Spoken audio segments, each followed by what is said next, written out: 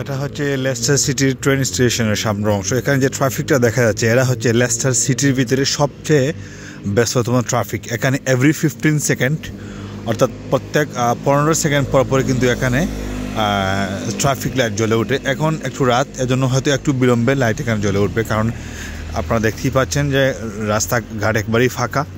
আজকে ক্রিসমাস ছিল এবং আজকে একটু কুয়াশাও পড়েছে। এরা হচ্ছে ট্রেন স্টেশন লেস্টার সিটির। সো আপনারা নিশ্চয়ই জানেন যে ব্রিটেন দীর্ঘকাল থেকে তাদের যে ট্রেন যোগাযোগ সেটা অনেক ভালো, প্রশংসনীয়।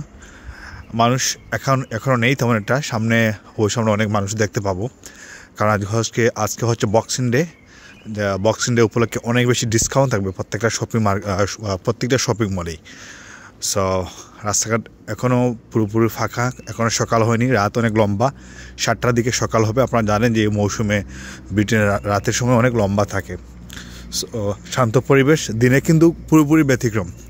আমরা যেরকম ঢাকা শহর দেখে থাকি ব্যস্ত, ঠিক এরকম কিন্তু আমরা এখানে দেখতে পাই। একটা বাস আসছে দূরপাল্লার। সো এটাই, থ্যাংক ইউ।